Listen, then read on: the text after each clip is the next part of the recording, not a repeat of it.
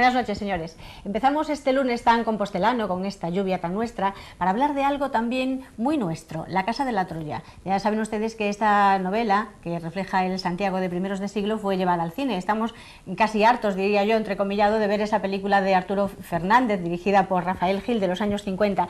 Pero ¿saben ustedes que el propio Lujín, el autor de la novela, también dirigió una película muda, por supuesto, allá por los años 20? Bueno, pues esta película está siendo restaurada actualmente en la Filmoteca Nacional gracias a las peripecias de algunas personas que lo han conseguido. Tenemos con nosotros a dos personas involucradas en esto. Es don Benigno Amor, presidente de la Fundación La Casa de la Troya, y don Luis Hueso, catedrático de la Universidad de Santiago, catedrático de cine. Buenas noches. Buenas noches. No me equivoco si digo lo de las peripecias. Algunas sí que hubo que hacer, ¿no?, para recuperar esta película, don Benigno. Algo más que peripecias.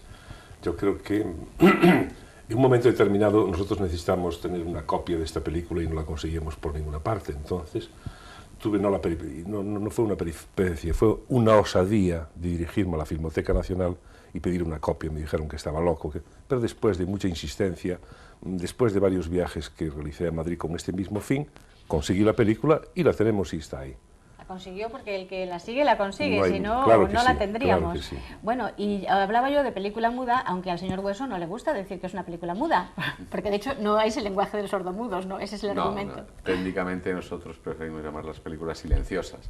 Bueno, es de esas campañas perdidas. Yo siempre digo y mis alumnos lo saben, que hay toda una serie de cruzadas perdidas a nivel de la historia del cine, como es, por ejemplo, pues decir que la primera película sonora fue El Cantor de Jazz. El Cantor de Jazz no es una película sonora, es una película sonorizada porque estaba sincronizada sobre disco.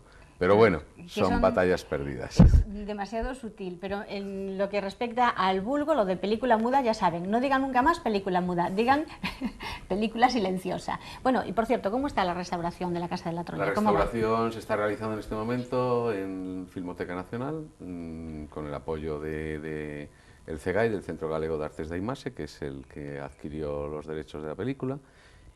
Es una labor lenta y costosa porque la gran importancia de esta película, de la copia que se consiguió, que era la copia que poseía el doctor Daporta aquí en Santiago, es una copia, diríamos, de primera mano, en cuanto que hay toda una serie de secuencias auténticamente tal como se realizaron en el primer momento, que son viradas en color.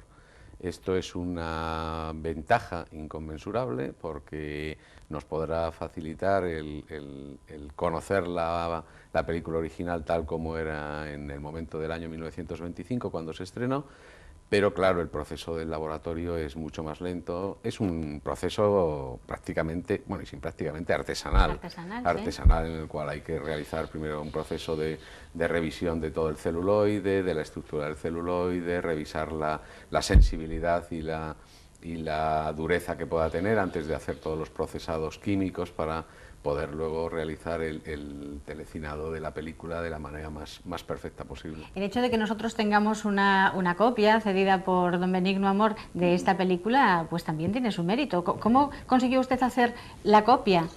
Bueno, estando la película en ese estado. Una vez que convencí en la Filmoteca Nacional al director, a su director, no recuerdo ahora el nombre. Pero me refiero físicamente, porque ¿cómo se hace una copia de una película que está tan deteriorada? Bueno, me refiero a eso.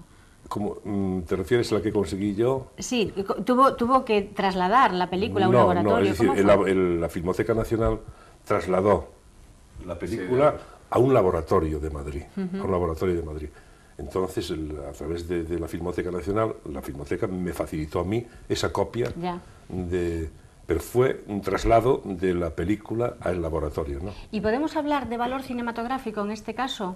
¿O es solo un valor histórico relativo? Yo creo que es un valor cinematográfico en cuanto que responde junto con otra película que el mismo Pérez Lujín, que también era autor, dirigió el mismo año esta la dirigió junto con Manuel Noriega, que era...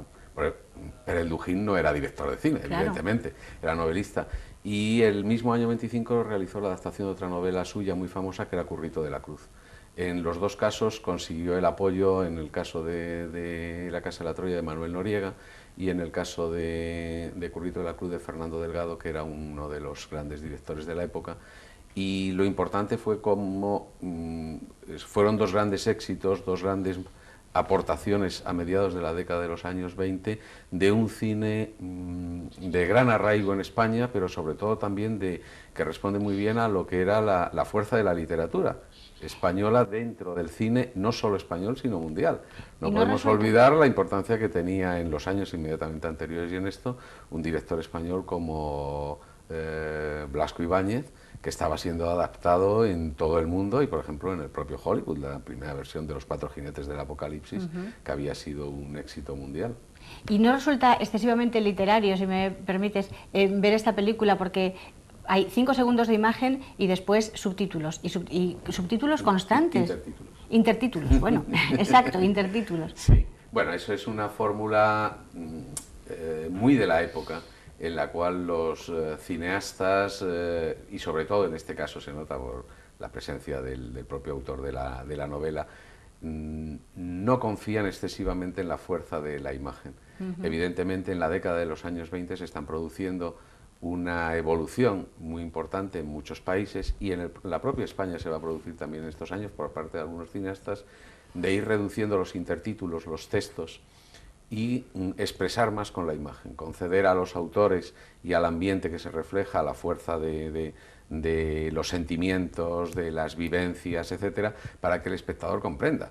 Si un hombre y una mujer se miran, pues podrán expresar amor u odio, y no habrá que poner Juanita odiaba a Pepito.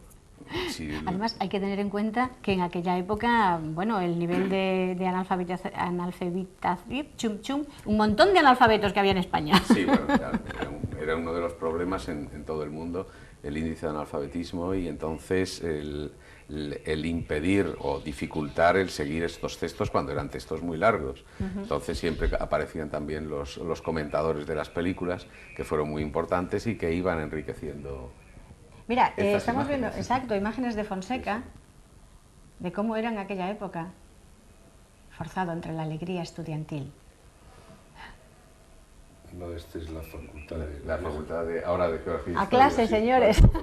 Sí, en el claustro. Sí. Tiene muchísimo valor documental esto, por supuesto. Y están entrando, curiosamente creo yo, donde está el despacho ahora de Historia del Cine, que estuvo muchos años allí el decanato de Derecho. Y es curioso porque estas mismas imágenes las tenemos también de la película que se hizo en los 50 de Arturo Fernández, ¿no? ¿Qué valor tiene, don Benigno, para la Fundación La Casa de la Troya que se esté restaurando esta película actualmente? Pues para nosotros es muy importante, claro. Para nosotros es muy importante porque eso demuestra que hay un interés, que sigue habiendo interés por todo lo compostelano, y muy especialmente en este caso en que me encuentro yo, por la casa y por el Museo de la Casa de la Troya. Una vez que esté restaurada, este trabajo ya finalizado, ¿qué es lo que esperan hacer, si es que van a hacer algo? Bueno, pues nosotros pediremos una copia y luego, hombre, trataremos de darle, de presentarla, y que en esa presentación que tenga nuestro máximo apoyo, ¿no? Y por así decirlo, pues quisiéramos que fuesen partícipes todas las instituciones, y nosotros, repito, pues apoyaríamos esta presentación, pero con todo el amor del mundo, ¿no? Bueno, hablemos de la película de ahora, de los años 50. ¿Tiene más valor cinematográfico, más valor histórico? No sé si más o menos, eso es muy difícil de decir. Lo que es evidente es que la película de Rafael Gil produjo un impacto. Había habido otra de Viladomat en el año 38, pero que le pilló el final de la guerra, entonces tuvo muchísimas dificultades para su difusión, y que quedó prácticamente olvidada dentro de la distribución nacional. La de Rafael Gil tuvo la gran suerte de aparecer en un momento a final de los años 50 muy importante en difusión del cine español, con unos actores como era Arturo Fernández en aquel momento, también en el auge de su carrera cinematográfica, y es una película, yo creo, muy valorable en cuanto que consiguió un equilibrio bastante bueno entre lo que eran los ambientes santiagueses. El señor Amor nos podrá recordar el impacto que produjo el rodaje de la película aquí en Santiago, supongo que mucho, con los ¿no? ambientes también del resto de Galicia que aparecen en otros momentos, cuando el Valpazo, etcétera, rodajes en distintas zonas de Betanzos y de determinadas zonas de ¿Usted Galicia. recuerda el rodaje? Sí, lo Benigno? recuerdo perfectamente. Fue entre los años 57, 58, 59. Y hay muchos amigos míos, soy médicos, abogados aquí en Santiago, y puedo darle nombres y apellidos, que participaron como extras en este rodaje que se hizo aquí de la Casa de la Troya. Yo recuerdo al doctor Huidobro. En una ocasión me habían dicho que también el que fue magnífico consejero de Cultura, Víctor Vázquez Portomeñe, creo que también había sido extra en esta película. Si a estas alturas causa el revuelo que causa, por ejemplo, el rodaje de Hotel Danubio hace solo una semanita, vayamos 50 años atrás, ¿no? Sí, pero era un acontecimiento, ¿no? Era un acontecimiento ver aquí a Arturo Fernández. ¿Y en aquel momento tuvo éxito la película? Sí, sí, ¿Sí? sí, sí, sí. Y la prueba es que es una película que siempre que se ha seguido reponiendo, ha seguido teniendo éxito. Yo creo que es una de las características para mí más interesantes, tanto de la Casa de la Troya, de esa película, como en general el concepto de Casa de la Troya, es que por una parte lucha ese carácter de decir, bueno, pues es una visión quizá estereotipada por parte de Pérez Lujín, de lo que era que todos los estudiantes, bueno, un poco carayanes, un poco vividores, etcétera, pero por otra parte captando muy bien determinados aspectos de lo que es la vida santiaguesa de principios de siglo, que quedan ahí reflejados y que han ido transmitiéndose de generación en generación. Bueno, y además por lo que escuché yo, que no tenía ni idea, no sé ustedes, antes del programa parece ser que hay un proyecto de una nueva película también, La Casa de la Troya, ¿no? No es que se conozcan muchos detalles, por lo que les he escuchado sobre esto.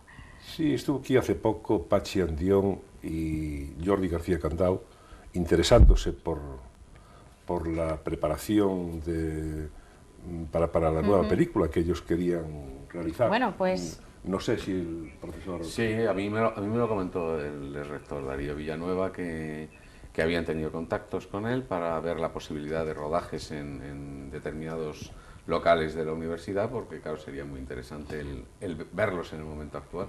Tenemos unas fotos del propio rodaje que no sé si tenemos ocasión de verlas. Sí, ahí las estamos viendo. Sí, ahí está el propio Pérez Lujín, que fue el codirector, ¿no?, de la película. O sea que esas fotografías corresponden a la primera película, La Muda, la del año 25. Y entre esos personajes se encuentra el padre del que fue el padre de los tristemente fallecidos periodistas compostelanos, los hermanos Albite. Fue uno de los personajes de esta película. Hay que tener en cuenta que la película tuvo una difusión internacional, porque por ejemplo en el año 25 se estrenó sucesivamente en toda España y a principios del año 26 se estrenó en el Carnegie Hall de Nueva York, o sea que no es que fuera una película que estuviera de tapadillo, o sea que tuvo una difusión. Hay que tener en cuenta lo que comentaba yo antes de la importancia que tenía la literatura española y sobre todo determinada literatura española que ahora yo creo por desgracia se ha devaluado y que algunos intentan recuperar y revisar, pero que a nivel internacional tenía una importancia muy fuerte. Bueno, pues muchísimas gracias por su compañía esta noche, muchísimas gracias don Benigno además por el material que nos ha proporcionado, y muy ilustrativo, y que se acabe la restauración cuanto antes, a ver si